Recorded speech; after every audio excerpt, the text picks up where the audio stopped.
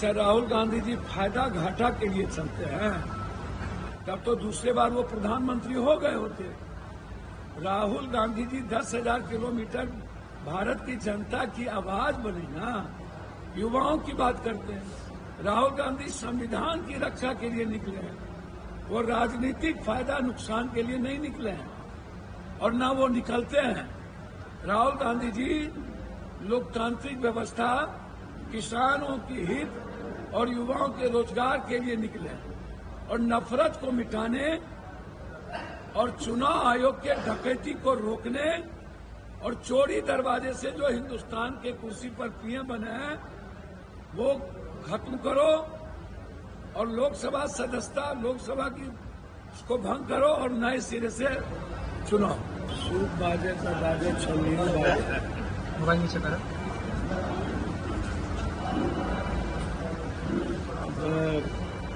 इनको अपने पिताजी से पूछना चाहिए, महावीर बाबू से।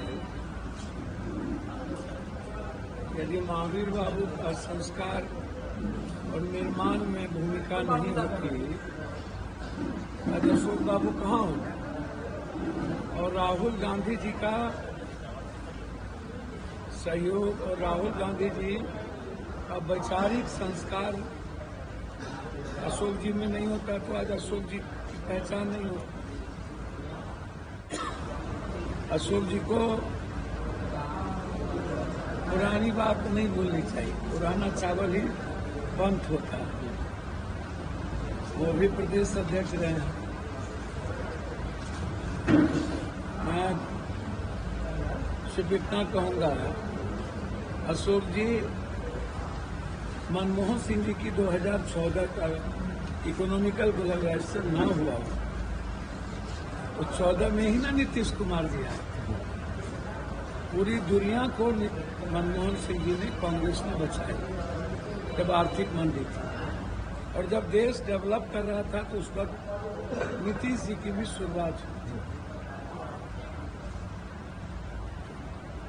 जब 10 साल मनमोहन सिंह जी की सरकार रही तो उसमें आर्थिक रूप से बिहार को भी मजबूत किया गया। उस वक्त ही डालमिया नगर सोनिया गांधी जी की प्रेरणा थी। उनको बताना ये चाहिए कि कांग्रेस ने जितना फैक्ट्री दिया, चीनी मिल दी, 40% चीनी कांग्रेस की रीजन में, अब 4% चीनी, 9 चीनी मिल है।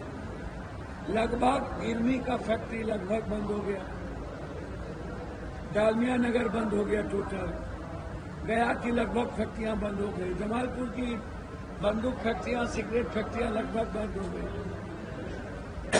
तो राहुल गांधी जी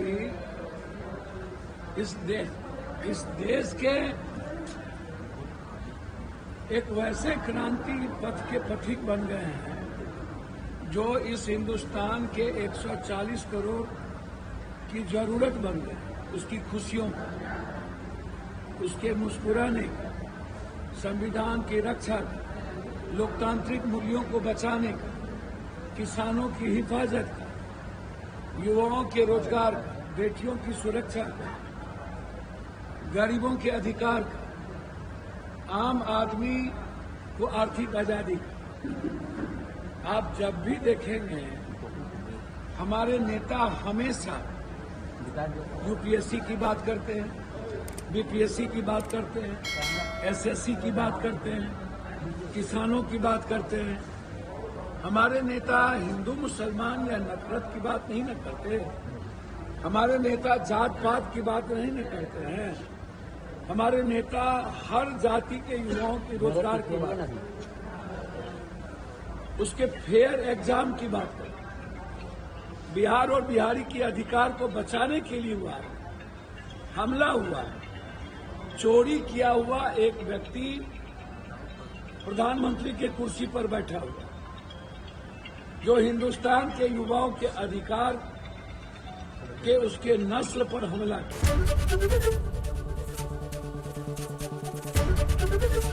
एबीपी गंगा, खबर आपकी, जुबान आपकी।